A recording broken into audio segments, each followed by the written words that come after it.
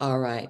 So when you look back at uh your youth, let's say, what would you say is what was the most impactful thing, person or organization that set you on your path, and why? Well, I got involved in political campaigns because my social studies teacher, Richard Harmon, invited me to work for Katie McWatt, who was the first African American woman to run for city council in St. Paul, Minnesota, where I grew up. And so we worked in her campaign, tried to get family and friends to put out yard signs, stuffed envelopes, made phone calls, all the things you do. And I really enjoyed campaign work. And although Katie McWatt didn't win, when I came to Chicago for college, I continued to work in political campaigns in my neighborhood. So I got started on the sort of political track because of my involvement in that campaign. But I'd always been interested in what we used to call then current events.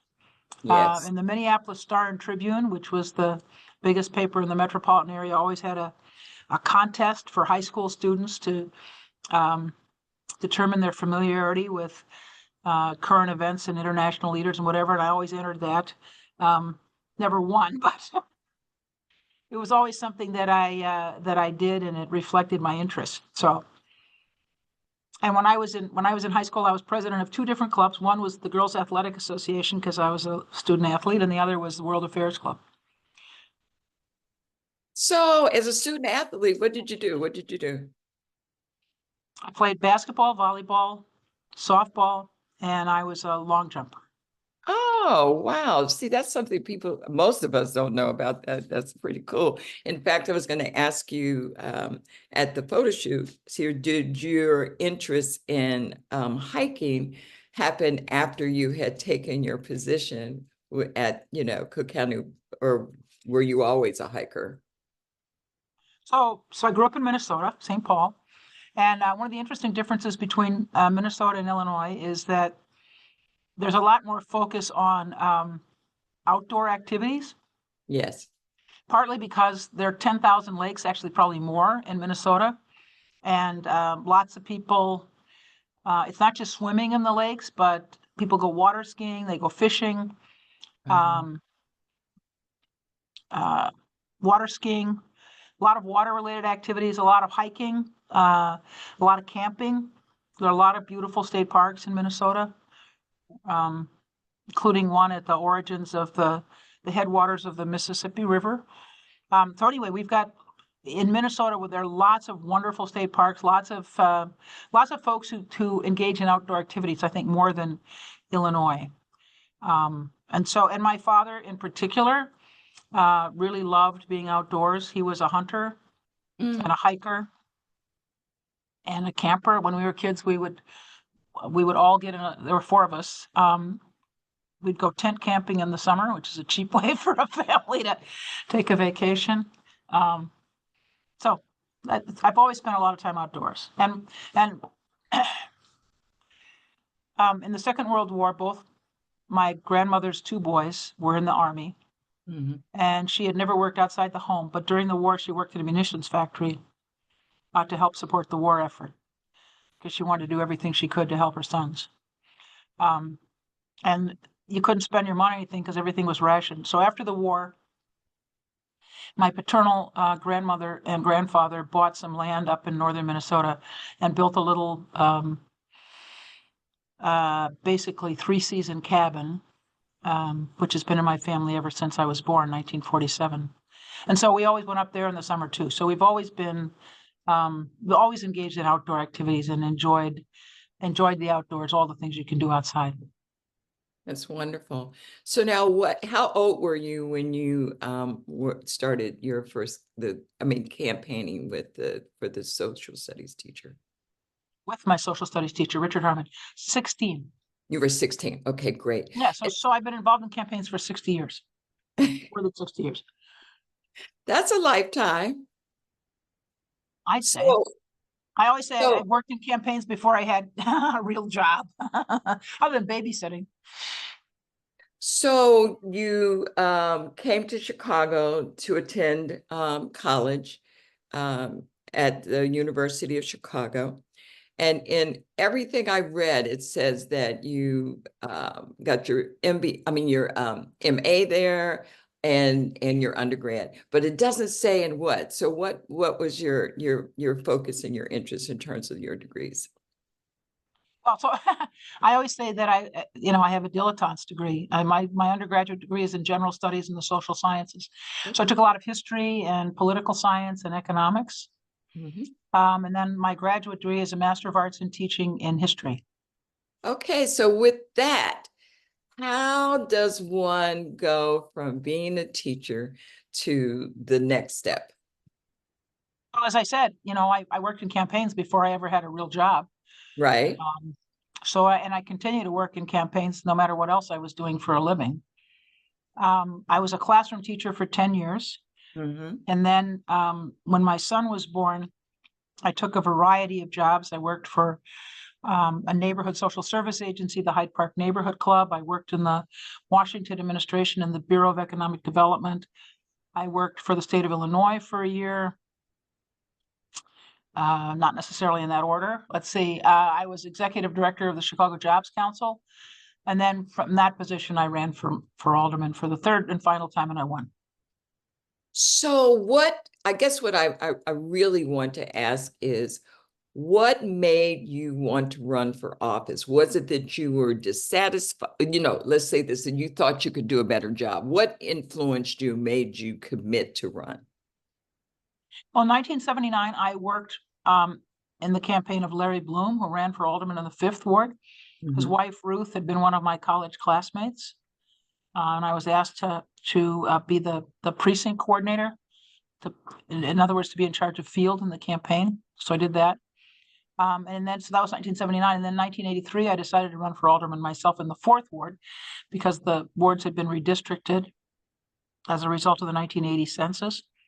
I ran and lost in a runoff. I ran in 87 and lost first time out. And then I won in 1991 by 109 votes out of more than 11,000 cast. Right.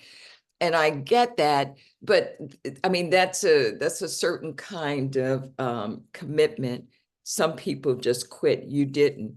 And so what I'm asking you is, what made you fight that hard for I that knew seat? I could do a better job than the incumbent. There it is. Okay. All right. So you do that. And And what I said, first of all, I talked to my constituents about my hopes for the ward, Mhm. particularly rebuilding the northern and western parts of the ward, and that I would be a full-time alderman. I was not going to do this as a side hustle. I was going to be a full-time alderman. Really like the Right. way So would you consider yourself, in terms of what you've done as a social, economic, political change agent? Well, let me come back a little bit. Nick has reminded me, I usually talk about how teaching is good preparation for public Okay. life. When you're a teacher, there's the young people in your classroom, Mhm. your parents, your colleagues, the school administration, the community. So you have lots of different constituencies, Yes. if you want to look at it that way. And your challenge, of course, is to engage the young people in your classroom, to translate the area of knowledge that's your particular expertise, in my case, history, into bits and pieces that they can digest, and hopefully engage them and get them interested in the subject. And I usually tell the story. I always ask my history classes, young people, to begin by finding the oldest member of their family and just sitting down and talking to them for an hour about their life, because I wanted them to understand that sort of history is living and breathing and all around us, and not just sort of dusty, distant past, and that they can learn a lot from their elders. So that's how I usually begin my classes. Perfect.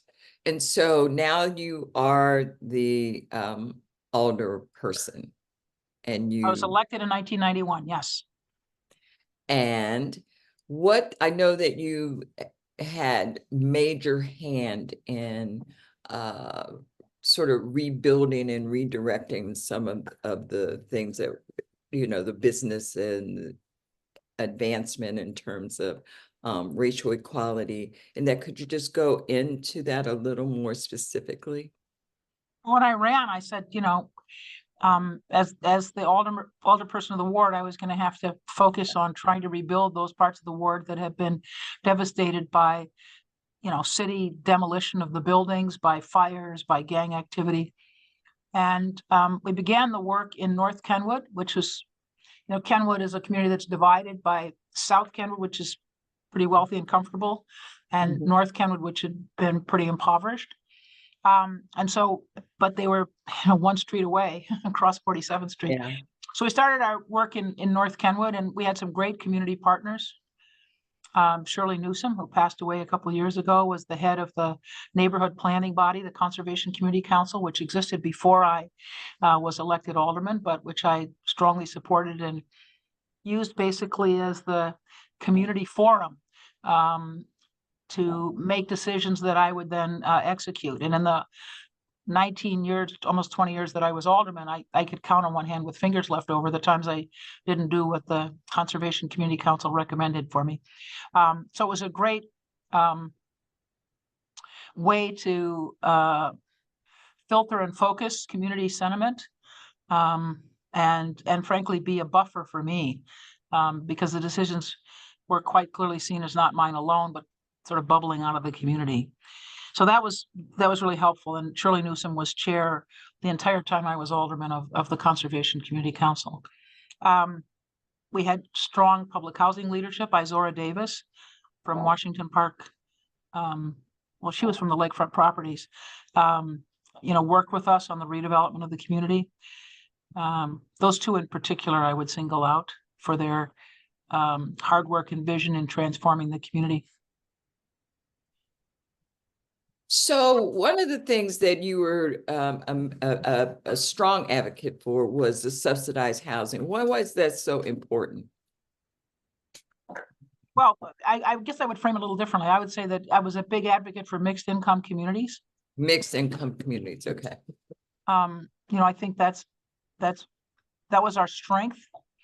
Ironically, when Black folks, regardless of their income, were confined to certain parts of the city, you had people who were professionals and next to working people, next to people who were just really struggling to get by. And I think the whole community was richer for that. Ironically, as the bounds of segregation eased, Black folks segregated themselves by class in the same way that white people did. And I think that left a lot of people behind. And so what I said we were going to try to do is, when we rebuilt communities, was to try to make them mixed income communities and make a place for everybody, because I think that's healthier for everyone involved. So the first thing we did was push, frankly, for market rate housing, because there hadn't been any market rate housing in the community since the Depression, since before the Depression. I mean, there wasn't much construction, residential construction after the 20s. The 30s was the Depression, the 40s was the war. And in the 50s, our communities saw a great influx of new arrivals from the South, but not so much construction. And that the density and the challenges that created for many communities didn't lead to good outcomes. And what happened was a lot of our sort of mansions got turned into multifamily buildings, and apartment buildings were really occupied. The apartments were sometimes occupied by several families. And the perception then was that these communities were slums, and they were raised for things like Lake Meadows and Prairie Shores. And public housing was constructed on many of the sites, and that public housing, although altruistically motivated, wasn't invested in over time and turned into really hard places for the people who lived in them. And because there wasn't proper police protection, criminals ran them. So it's the sort of arc of the life of many of our Black neighborhoods was pretty discouraging. And as I tried to rebuild it, I said, first of all, we need to have people who who are market rate, who are homeowners in our communities. We need a mixture of rental and homeowners. So the first thing we did was try to get a parade of homes in our community, and we did on Oakenwald. I think that was 1994, something like that. We had a second parade of homes in 1996. So we wanted to spur investment and try to build our homeowner base. Shirley and I talked at the end of my tenure, and in the beginning, we were trying to persuade people with more modest incomes, public housing residents, long-term residents that didn't have high incomes. That what we really needed was to have a better mix and more market rate housing. By the time we left, we were in sometimes contentious meetings with some of the new arrivals who didn't want us to support affordable housing or developments that included CHA residents. So we kind of gone to the other end of the spectrum. We started out trying to persuade people that market rate housing would help stabilize our neighborhoods, and we ended up trying to persuade some of those new residents that there had to be room for everybody in the community. Yeah, changing, it's always a conundrum, but I know that you have been interested in reforming the Cook County justice system, promoting equity, specifically racial equity, which is, you know, right there in tandem with the living or the communities. In November of 2018, your office released the Cook County Policy Roadmap, a 5-year strategic plan for offices under you. So what happened with that? I'm not clear. I wasn't sure. Could you just explain or go into that a little bit more? Has it actually been implemented, and what kinds of changes have actually emerged from that? The policy roadmap was issued in the end of 2018, but we've been working on it for a couple years, starting with talking to our own staff, all the community-based organizations that we worked with in economic development and in our Justice Advisory Council, to try to figure out what we as county government ought to be doing. And the basic point, I think, of the policy roadmap is that county government had to focus on racial equity broadly, and particularly racial equity, because government had been either complicit or the agent of destructive policies toward our communities. I'll just give you one example. You know, many of our African-American communities on the South Side just don't have any houses in them anymore. You know, you look down the block and there's 1 or 2 buildings left standing. Oh, that's not accident. It's a result of government policy. The city of Chicago destroyed our neighborhoods. When a home became abandoned, or people couldn't pay their taxes and just walked away from it, the city tore it down. That was city policy, to demolish the houses. Instead of trying to getting a receiver, trying to find developers who would build the houses, who would rebuild the houses. And, you know, these are brick and limestone buildings in much of the South Side. They're not shacks. And it was city policy because it was cheap, $10,000 or $15,000 to tear them down. It's a lot of work to try to find somebody who will rebuild it and then get it back on the marketplace and on the tax rolls. And what the city did was just destroy our neighborhoods with their demolition policies. We had a Department of Buildings, and I always said it should be called the Department of Demolition. And when I was alderman, I asked my staff to go to court and to fight the city and to try to keep them from tearing down our residential buildings, get them to appoint receivers, work with the small developers, try to get people to fix up the buildings instead of tearing them down. And but we fought the city. When we would go to housing court and argue against the city's lawyers who were trying to tear down our buildings. And the city is still doing this. I mean, for many, many years, they just kept, you know, they had things like new homes for Chicago and affordable housing developments, but they tore down more buildings, more units than they built. And I don't know if it's still true, but it's pretty disgraceful. They're continuing to do it. Yeah, they're sort of hollering and yelling about that in City Hall right now. So this, I think, is so interesting that so much of what you're saying is what the community is an outrage about right now, but, and why, how, so what how can we better include the residents or community of Chicago to become more interested and actively involved with the causing of policy rather than reacting to?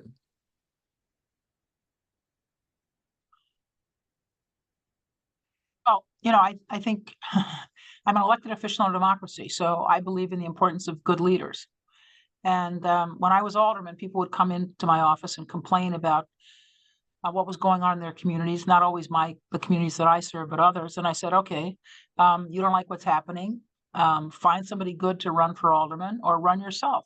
I mean, if you want to make changes in your neighborhood, it starts with you taking action, getting engaged and involved, and trying to encourage your neighbors and the larger community too as well. I mean, we can't can't look for other people to save us. We have to save ourselves. And so, what I try to do working with community members is rebuild neighborhoods and communities in my ward. I mean, what I regret is I tell people, I sent my staff to housing court to keep them from tearing down buildings in my neighborhood. Okay, that was the right thing to do. Necessary, but not sufficient. What I should have tried to do is organize a citywide coalition to stop them from doing this all over the place. Because what I tried to do is fight them in my ward. But what I should have done, and in retrospect, is tried to organize folks around the city, bring people together to say, why is the building department demolishing our housing stock? Why do we tear down more houses than we build every year? I mean, what kind of a government would do that to their housing stock? But this is part of what I always say about the city that I love. In the 60 years that I've been here, our public schools have been chronically underfunded because the political and business leaders didn't care about the public schools because they didn't send their kids to them. They send their kids to Catholic schools or private schools. Our neighborhoods were destroyed, and in the way that I just described, by a building department that demolished residential units by the score, by the hundreds, by the thousands. And we had a police department that beat us, tortured us, and shot us down on the street without consequence. I mean, Jason Van Dyke was convicted of manslaughter and served less time than some people who are caught with, modest amounts of drugs. But he was the first police officer in more than 30 years that ever been charged with murdering one of us. And I mean, who believes that he was the only one who shot us down on the street? The only reason we got him this time is because there were cameras. Before that, it was just the words of citizens against the police, and who's going to be believed? The police, of course. Right. I think that, so let's say we encourage people to run for office. Sure. You are phenomenal, I think, in that I don't know if you were necessarily prepared to, I'm just saying education-wise, to handle the complex and the complexity of what it is that you do. In particular, budgeting. I mean, you are well known for the way you've handled the budgets. And I'm just simply saying most people are not prepared if they're going to take office to come in and really manage the spectrum of things that they have to be responsible for. So what would you say to a person who is interested in running, that it's a major responsibility? It's not, just getting on stage and talking the talk, but you have to really be able to walk that. So many people, perhaps understanding that, don't want to take that on, or just are ill prepared. And I have seen people who have taken that on and attempted to run, and they have no idea of how to run. They don't have the money to run. So what would be a suggestion to the community in terms of being better prepared to take this kind of responsibility on? Well, I mean, first of all, I can't claim credit for the great financial work that's been done by my team. I mean, what you have to do is find good people who know a particular part of the universe well, and hopefully engage them and entice them to come and work for county government. I've been blessed with some really great chiefs of staff. Kurt Summers was my first chief of staff, went on to be city treasurer for a term. But he brought in a great team, and we struggled with the financial challenges of the county, which were significant for the first several years before we could really start off on any of our policy initiatives. Because I said, if we don't get the finances in order, first of all, we're not going to have the wherewithal to pursue the policy agenda we want to pursue. And secondly, we'll just keep getting beat up by the papers and the civic community for not addressing our financial challenges. So it'll be a sort of political problem and a governance problem if we don't get the finances in order. So the first couple of years, we really almost singularly focused on the finances, on the sort of nuts and bolts of government, and trying to figure out how we were going to make it work and deal with our budget gaps. When I came in, we had a $487 million gap to close in our budget, which was 15% of our budget. Right. And I sat down all the separately elected officials and said, you're going to have to cut your budgets 15%. And they just sort of shrugged and laughed at me. And I just said, we don't have the money. So you're going to have to you're going to have to work with us and figure out how we're going to cut the budget. Okay. And it was pretty brutal. I mean, we ended up laying off people. We refinanced some of our debt, which is called scoop and toss, which is not a very good practice, but we were pretty desperate. We stopped doing it after the first couple of years. As I said, we laid people off. People lost their jobs at holiday time. It was just terrible. But over time, we got a handle on the finances, and that enabled us to have the both financial footing and sort of credibility to pursue things like criminal justice reform. But I've always said, I couldn't really talk about public safety and criminal justice reform until we got the finances in order. Got it. I'm grateful to all the good people who helped us work on that. Wow. Okay. I want to go back to, I don't know if it was 2015 or 2016 when you brought to the fore the beverage tax. And I interviewed you at It was after that. It was after that because in 2015, what we passed was a 1 cent increase in the sales tax to meet our pension obligations and to invest in infrastructure. And it went into effect in 2016, January of 2016. Yeah, 2016. So I interviewed you then. That's what I wanted to get to, and just ask you this. It's part of the messaging, which I found fascinating then, was that you were talking about how it also, in addition to what it needed to do, but it also had a health effect, right? And it would really help to rid the African-American community of so many, Lamettis, instead of just being a financial thing. What do you think happened with the messaging of that had people so disgruntled about it? Well, first of all, it was after we raised the sales tax to meet our pension and infrastructure needs. So it was 2017, 2018, can't remember. That's okay. I'll look it up. Anyways, but yeah, I think it was a good idea, and we had the support of the health focused organizations, right? The American Heart Association, the American Lung Association, but we didn't have the financial resources to fight the beverage companies, and they just beat the stuffing out of us with advertising for months. And I couldn't hold my commissioners. Got it. It's not enough to have a good idea. You have to have the resources to support it, and we just didn't have, government doesn't have, money for marketing, and the beverage companies hated this idea, and they didn't want it They didn't want it to catch on nationally, and we just got hammered. And so we pulled it back. We enacted it, then pulled it back. So Yeah, it's unfortunate because the statistics, I mean, the information shows that sugar is more addictive than heroin. And yeah, people, you know, I, and I I know it. I mean, I always say sugar is my drug of choice, you know.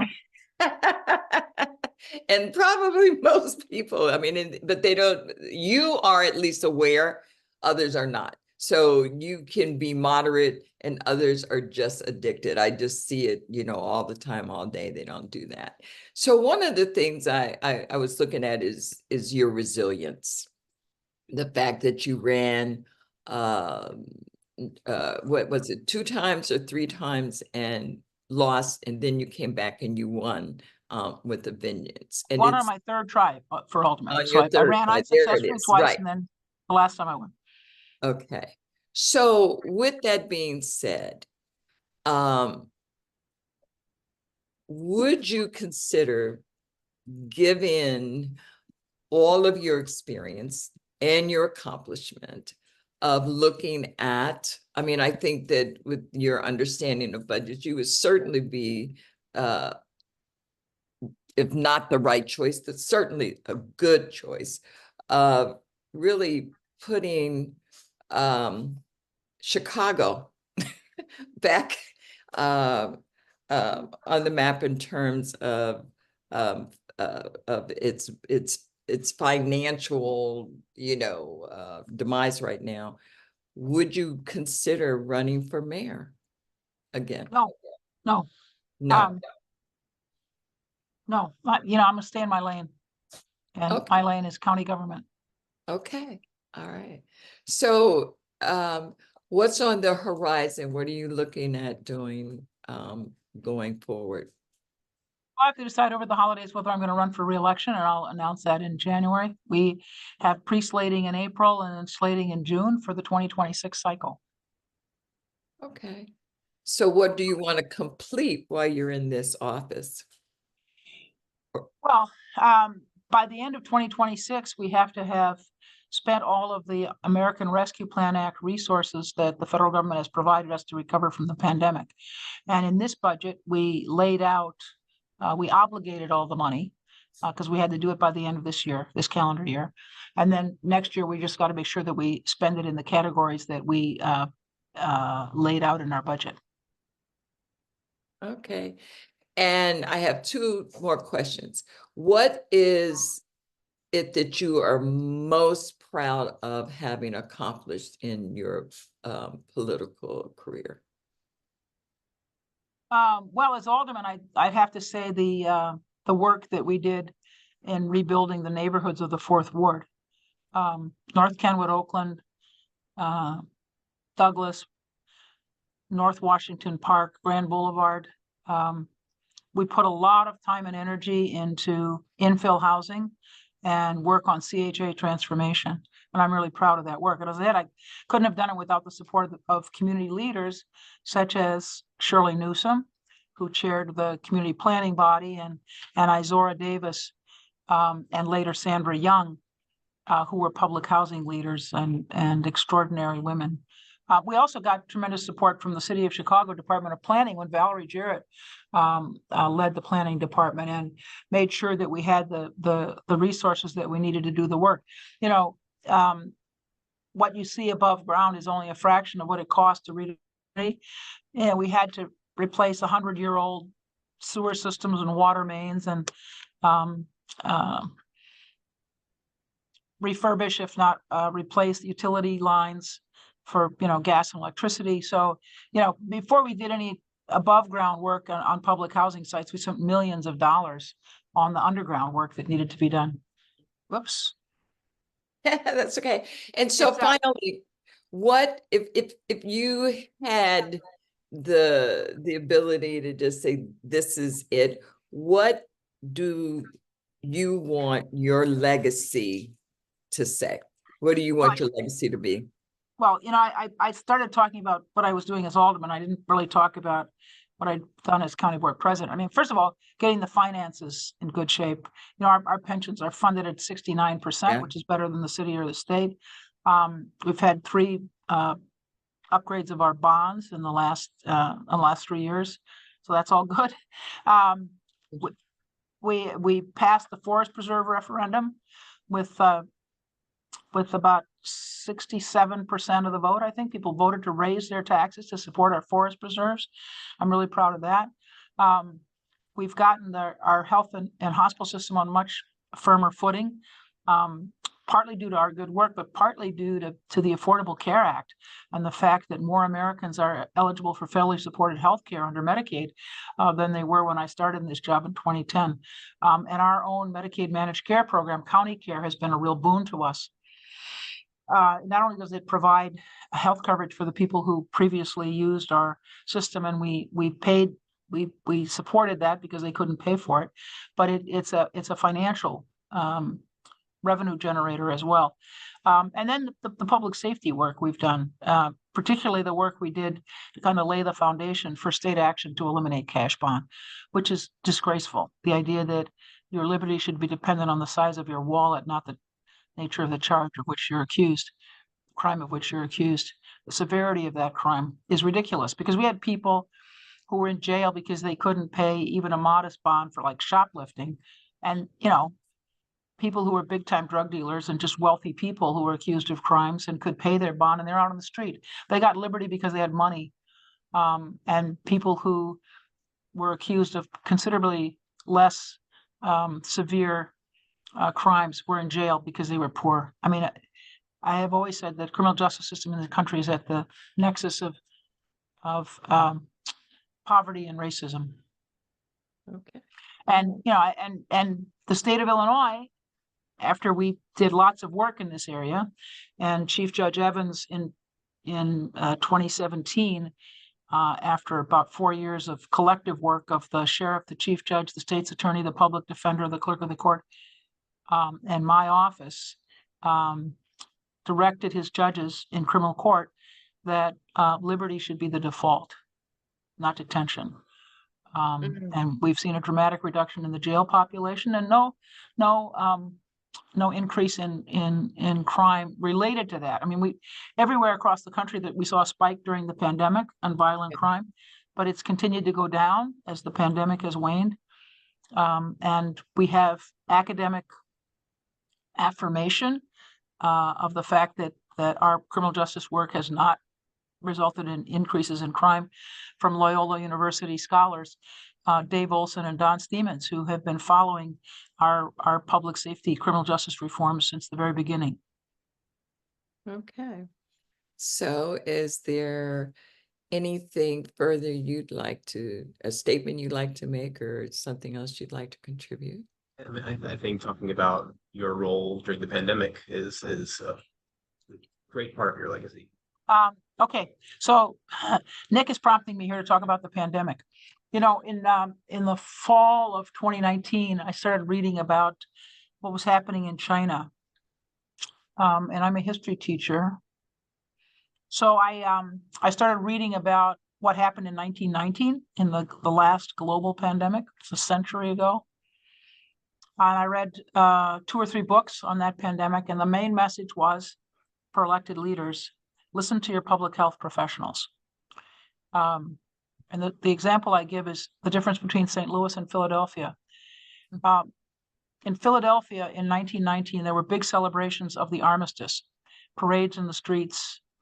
100,000 people, you know, lined the streets when the soldiers came back from the war overseas. And in St. Louis, the public health officials told, and they were about comparable size at that point, told the city not to do that this pandemic was really dangerous, and if they supported and sponsored large public activities, they were going to contribute to the spread of the disease. So Philadelphia had this tremendous celebration of the armistice and the end of the war. St. Louis did nothing, and Philadelphia was devastated by the pandemic, and the levels of infection in St. Louis were much lower. So the message was, listen to your public health officials and take it seriously. And so in March, when the city and the state and the county shut down right after the primary election, the March of 2020, I said to my team, put aside everything else you're doing. We're going to focus on trying to figure out how we can all contribute to the effort to deal with the pandemic. And because that's the only thing that matters. And so, you know, our finance team tried to figure out how we were going to get the money, squeeze the money out to supplement the work, the resources that our health and hospital team had. We ended up doing mass vaccination sites. So our Bureau of Asset Management, our facilities people helped find the sites. Our emergency management people worked with the state of Illinois. We got, thanks to Governor Pritzker, for whom I will always be grateful for this. We asked him for the National Guard to help us staff these and agency nurses to help staff. We had 5 across the county mass vaccination sites. We put more than 1 million shots in people's arms ourselves. And then we partnered with a lot of federally qualified health centers to do another 1 million shots in people's arms. So the work we did to set up and staff our mass vaccination sites and to work with our community-based partners as well to help deal with the pandemic is something I'll always be proud of. And basically everybody helped. The Bureau of Economic Development created programs which we hadn't had before to support small businesses, try to figure out how to get the business service organizations, they call them BSOs, get money to them so they could help small businesses in their communities, get money directly to small business owners to help them over the hump, keep their businesses going, keep people employed. So pretty much our Department of Human Resources and our Bureau of Technology worked to try to be sure that everybody had the laptops and notebooks that they needed to work from home. I mean, everybody dropped everything else they were doing and focused on trying to help us meet the needs of fighting the pandemic. And I will be always grateful to our staff. It was an extraordinarily stressful time to be in government because you're always responsible for the health and safety of the people that are your constituents. But in a pandemic, that takes a whole different level of meaning. And I'm proud of the work that got done. That brings us to today too. I mean, it's not just the immediate response, but the recovery efforts over the last few years have been incredible. Right. So we've used the American Rescue Plan Act resources, which were designated for recovery efforts, for exactly that. Across the country, many local units of government were not in a good place financially and ended up using the money basically to whoops. What happened? Oh no.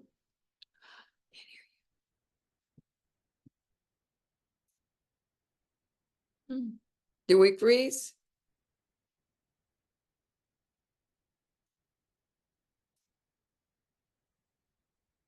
I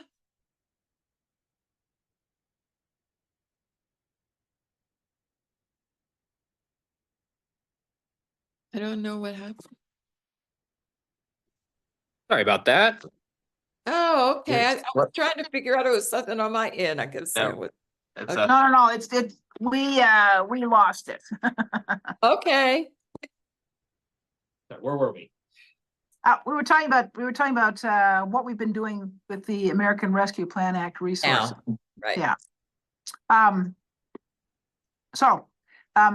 think I was saying that many of our cities, towns, and villages, or other units of government, school districts, transit agencies, suffered tremendous losses of revenue, and so they used it for covering their revenue losses.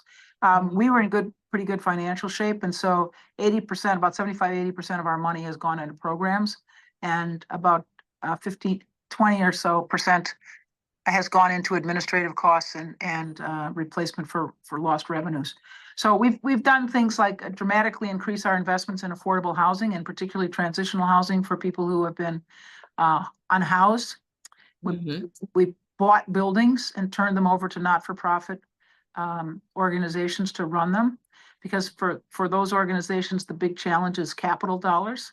So if we Yes. turn a building over to them and then let them run their programs, and the costs of the building are basically taken care of, that puts them in a good place. So we've done that in Evanston with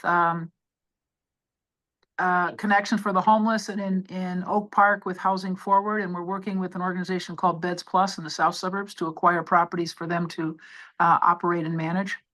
That's affordable housing. I talked about the small business work that we've done through our Bureau of Economic Development.